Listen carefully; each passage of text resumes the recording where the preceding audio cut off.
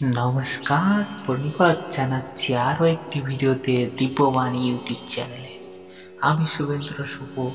আজ শ্রীমদ্ ভগবদ গীতা প্রথম অধ্যায়ের ষষ্ঠ শ্লোক নিয়ে আলোচনা করব। আলোচনাতে যাওয়ার পূর্বে চ্যানেলে যদি নতুন হয়ে থাকো তাহলে অবশ্যই সাবস্ক্রাইব করো আর পাশে থাকা বেল বাটন অল করে দাও, আর সাথে লাইক কমেন্ট শেয়ারের মাধ্যমে আমাদের সাথেই যুক্ত থাকো। আর যারা ইতোপূর্বে চ্যানেলটি সাবস্ক্রাইব করেছো তাদেরকে অসংখ্য ধন্যবাদ। তো চলো আর কথা না বাড়িয়ে শুরু করা যাক। ষষ্ঠ শ্লোক। প্রথম শব্দ যুধা মন্নচ্চা। এখানে অন্তুজরে শুধু একা যুধা। সংস্কৃতে অন্তুজ সংস্কৃতে রস্যয় বা রস্যয়, সেহেতু রস্যয়, আর অন্তুজয় রসু থাকায় ওই যে শেষের বর্ণ ইয় এর সাথে যুক্ত হয়ে ইউ ইউ ধা ইউ ধা মো, আর দন্তানের সাথে জফলা ও রস্যকার উভয় যুক্ত আছে। যেহেতু ফলাওকার দুইটি যুক্ত আছে সেহেতু ফলের অধিকার আগে ও কারের অধিকার পরে হওয়ায় দন্তান্ন এর সাথে রস্যয় বা রস্যয় যুক্ত হয়ে মো দন্তান্ন রস্যি, এখানে ভিতরে থাকায় রস্যিকার দিয়ে আর ইয় মো নি, আর ইয় এর সাথে রস্যকার থাকায় মনি ইউ মনি ইউ।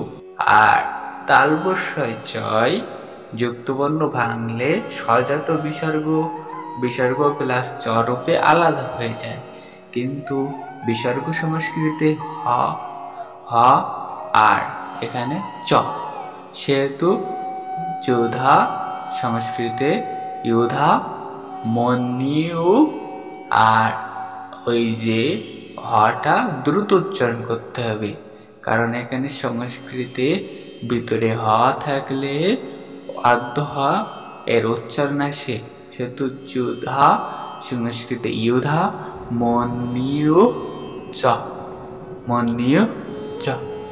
পরের শব্দ বিক্রান্ত। সংস্কৃতে যুক্ত বর্ণগুলো ভেঙে উচ্চারণ করলে সঠিক ও সুন্দর শ্রুতিমধুর হয়, তাই বিক্রান্ত বিক্রান্ত। উত্তমোজা। এখানে রস্যু তয় তয় এই যুক্তবর্ণ ভেঙে উচ্চারণ করো উত্ত উত্ত, আর ময় ওকার উত্তম উত্তম।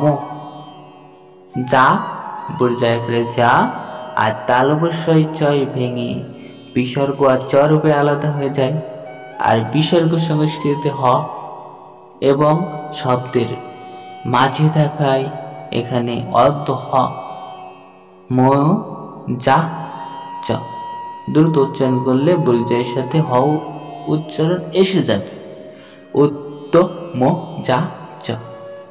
এখন পরের শব্দ বাংলায় বিরিচোবা, কিন্তু সংস্কৃতে বয়রেশি উন্তচয় রেপ, রেপটা আগে থাকায় এখানে বয়রেশি র র হিসাবে বীর, আর অন্তর্য যেহেতু রস্যয় বা রস্যয় সেহেতু বীর ইয় রস্যয় বীর ইয়, আর বায়াকার দন্তানের রেপ, এখানে দন্তানের রেপ না, কিন্তু এটা নিচে থাকায় এটা হসন্ত, তাই যেখানে শব্দের বর্ণের নিচে হসন্ত থাকবে সেখানে ব্যঞ্জন বর্ণের সাথে স্বরবর্ণের উচ্চারণ লোপ পাবে, সেখানে বান বান।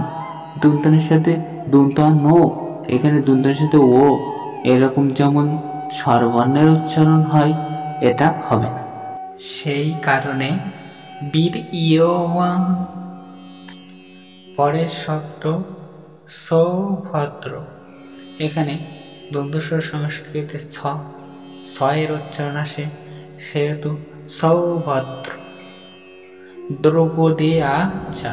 এখানে দ্রৌপ দে আর ইয়াকার এর সাথে তালবস্যয় ভাঙলে সহজাত বিসর্গ আর চ আলাদা হয়ে ভাগ হয়ে যায়, তাই এখানে বিসর্গ হ, তাই দ্রৌপদেয়া চ।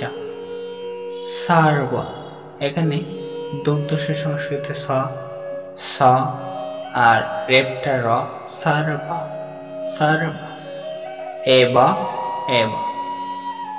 মহারাথা থা, এরপরে যে বিসর্গ শেষে থাকায় এখানে পূর্ণ হ এর উচ্চারণ আসে।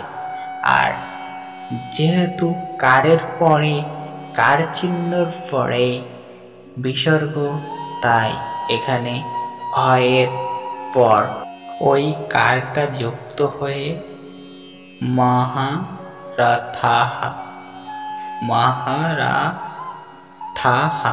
হয় আকার মহারাথাহা।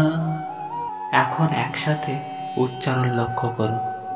যোধামন্যুচ বিক্রান্ত উত্তমোজা চ বীর্যবান সৌভদ্রো দ্রৌপদেয়া চ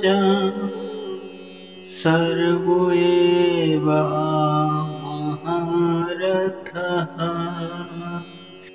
এখন প্রতিটি শব্দের অর্থ জেনে নেওয়া যাক।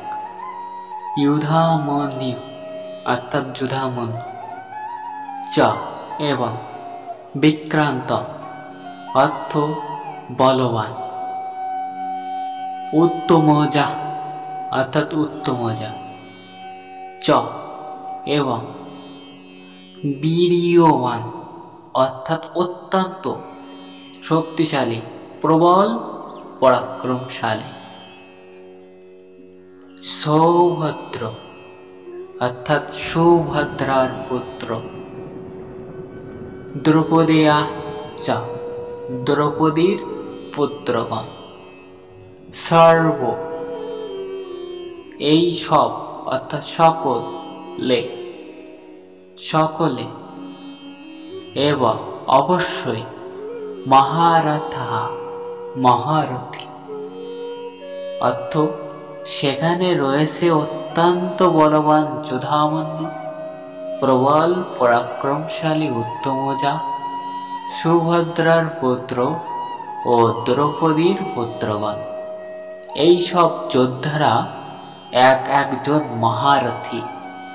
বিশ্বের সকলের মঙ্গল কামনায় এখানেই শেষ করছি। ফিরে যাচ্ছি অন্য কোনো ভিডিওতে। আর ততক্ষণ পর্যন্ত জয় শ্রী রাধা মাধব।